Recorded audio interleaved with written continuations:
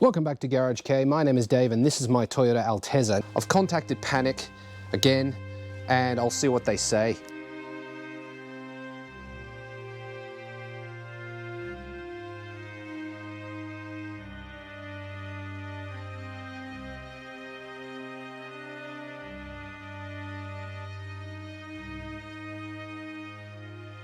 You know what's crazy? I had to leave these for quite a while and it's cooled down.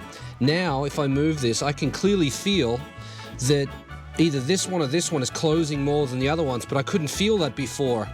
So is that heat related and now it moves more? Or was it always this way and I just couldn't tell? I don't know, but they were balanced, so they should be all the same. Is one lower than the other?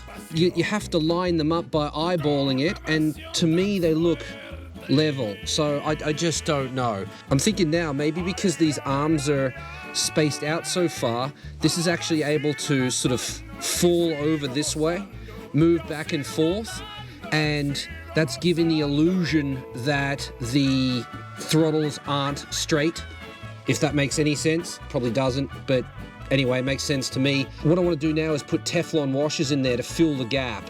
That'll keep it vertical, it won't be able to fall over, but it won't bind because Teflon will slide, if that makes any sense. I got the idea for the washer because in here, there's a washer, and I actually took this off. I think I'll take it off again to show you. I want to show you how that works. This one was quite tight. I think this might have had some kind of Loctite or something on it. Just give it a couple of twists. You need to take the spring off, and then this will be quite difficult on yours to get off, I imagine, but because I've already had mine off, it wasn't so difficult. And there's wear on the washer, so it was rubbing on it. That's a point of friction. I mean, that's not where my problem's coming from, but it just shows you that there's friction in this and there shouldn't be. If you look closely, there's no like bearing race that you could put a washer on to space it out so that it wouldn't rub. This is all you get. Anything you put in there is going to rub on the housing and on the back of this. So you're kind of screwed. I think Teflon's the way to go. Hope you agree with me. If not, well, leave a comment.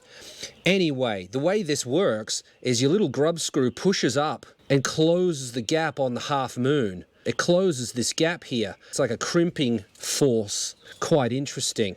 I've never seen that before, but yeah, that's that. Put this back on. The bottom line is that this isn't perfect, but it does work, so I'm just going to leave it for now. At this point, I kind of feel like if I want to get it any better, I have to pull the whole thing apart, and I just don't want to do that. This issue is annoying at idle, but only because I can see the AFR numbers. If I couldn't see them, then I wouldn't even know there was a problem. So it's absolutely fine for now. I'm going to keep tinkering with it, and if I have any breakthroughs, I'll let you know, but this is kind of going to be it for now. On to the next thing.